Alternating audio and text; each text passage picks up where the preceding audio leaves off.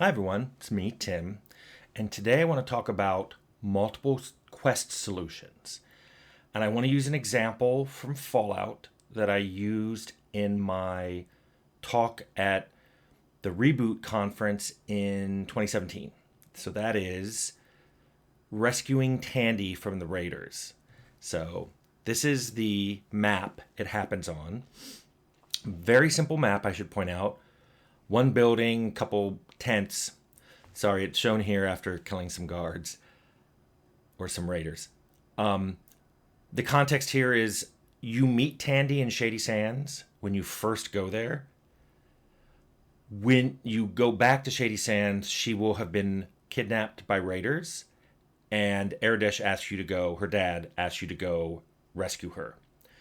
The reason I always liked showing this particular quest and its solutions is it reminds me of my early GURPS role playing, where I'd make a very simple dungeon, but it would play very differently depending on the skills of the player characters who went through it. I talk about that in one of the Fallout videos about how GURPS influenced Fallout.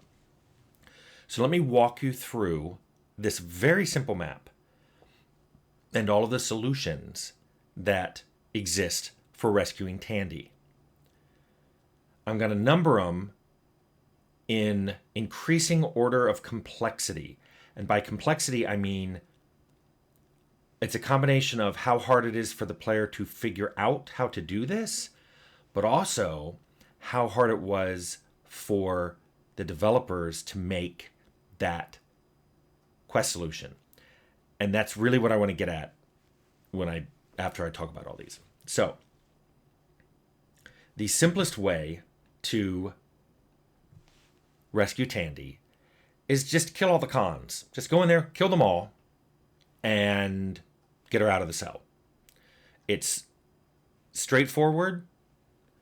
It's already supported by the game. You just kill all the NPCs. They're hostile to you anyway. And, well, yeah, I think they're mostly hostile to you. I know you can talk to the leader, but anyway, I get to that. This is the simplest solution. It's pretty much the straightforward solution of almost any quest. Just kill everybody and take what you want. There's another solution, number 2, which was also pretty easy to figure out and also pretty easy to implement, which is you go around, you sneak, and you go around the back. You quietly kill the 2 guards at the rear of the building, and then you sneak in, and you have to pick the lock to get Tandy out of the cell she's in. Again, all of this is supported by the game systemically. Yes, you can kill those guards, and if you don't make a lot of noise, no one else will hear you. And then you can pick the lock on that cell if you have a pretty decent lockpick skill. The third solution is similar, but I pull it apart from the second solution because it uses a different skill, which is you still kill those 2 guards at the back and sneak into the building from on the rear door. But if you don't have lockpick, you can use dynamite on the cell door to blow it open. Now, there's no hard and fast rule of how to do this, but that explosive does make noise. So you should wait until anybody who's outside the building has moved away, any of them that are moving, so that there's less likely a chance they'll hear the noise and come investigate. And then the fourth solution, you can go up to the leader, Garl, and enter dialogue. And I think if you don't have any of the skills I'm going to mention from now on, there's not a lot of options here. But if you have at least a 45 speech skill, you can intimidate him to get him just to release Tandy. So that's solution 4. Solution 5, you can try to purchase her. That doesn't require speech skill, but you do have to have the money.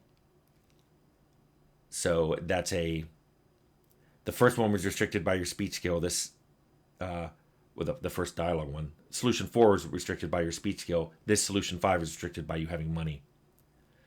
The sixth solution is you can tell Garl that you will fight him one-on-one and in unarmed combat. And if you win, you get to take Tandy.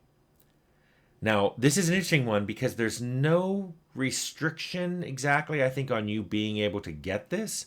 But the only way to really do this, you're going to have a pretty decent unarmed skill. You probably want a pretty decent strength. So the damage you do from unarmed is pretty high. And you probably need to be at a high enough level that you have enough hit points that you can take some hits from Garl. Garl's pretty strong. So that was solution 6. Solution 7, and the 7th solution that I know of to this scenario, is this is something that a scripter added. It has a lot of preconditions. If you're a male character and you have a luck stat of at least 9, and you're either wearing leather armor or you're using a stealth boy, when you talk, you can get by the guards, and then when you talk to Garl, there's a chance that he will think you're his dead father. Then you need at least, there's a minimum intelligence, I think it's 6, and it's a charisma or speech check. You can then, once Garl thinks you're his father, you can go with it, roll with it, and get him to release Tandy. So that's a lot of prerequisites. It's one of those solutions that when I discovered it, I'm like, okay, this can only really go in because we have the other ones. It is hard to find. I would love to know if anybody figured this out on their own when they were playing, or if it was discovered later when they dug through the data files. And also, if I was to implement this one today, I'd probably say it works with a female character and Garl thinks you're his mother. Because we had male-female divisions in the speech dialogue, in the dialogue files, so why not go with that? Okay, here's what I think is interesting, though, about these 7 solutions. The first 3, completely systemic. And what I mean by that is, once you put in the building and the guards, set their factions, put Tandy in a room and marked it as locked, those 3 solutions required no additional code support, no scripting, no dialogue, nothing. They just worked. And that's one of the things that I think was successful in Fallout is right there, just with the way the code is written and skills were made, you have 3 solutions to a quest without anything special being done. Boom. And one's combat and the other 2 are stealth. Now, the latter 4 solutions all needed scripting, and in particular, they're dialogue related. So whether you intimidate Garl with a speech skill, purchase Tandy with money, fight Garl in unarmed combat, or pretend you're his father, those all required associated dialogue. Short of using AI these days, I'm not sure how you can avoid this, but just so you know, the repeated dialogue subtrees that I saw in a lot of Fallout dialogues, things about asking money for something,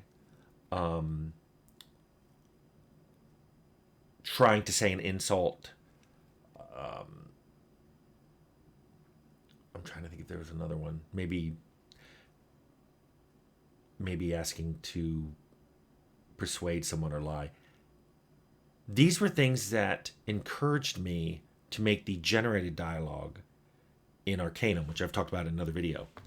And the reason for this was 2 things. One, it felt like a complete waste of resources and time to remake all those dialogue subtrees.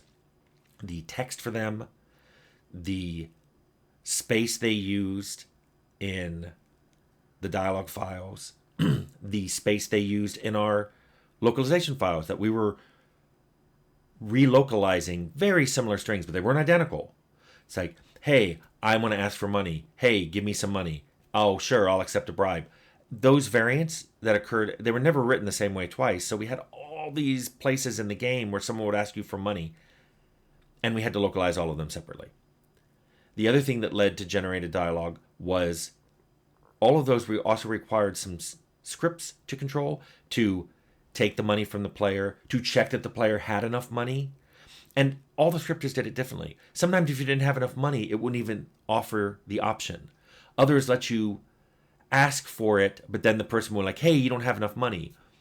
The other person would ask, other people would script it so you could ask for it. They'd say, okay. And then you would say, I don't have enough money. And the fact that they were done in, the simple thing was done in all those different ways annoyed me because it made the game feel inconsistent. So what I loved about the multi-quest solutions in Fallout were two things. One, that a lot of them fell out systemically. And two, the ones that did require extra work were almost always dialogue. And that which led me in Arcanum to doing generated dialogue to help support just those things, to make it easier and more consistent for narrative designers to include those things in the game, which then led to more quest solutions. The easier you make things, the more your designers and other developers will do more things. So more tools mean more things. Anyway, that's what I wanted to talk about today is multiple quest solutions, how they pop out systemically, and the ones that don't, you can assist in how they're made. So I hope that helps if you want to make multiple quest solutions in your own games.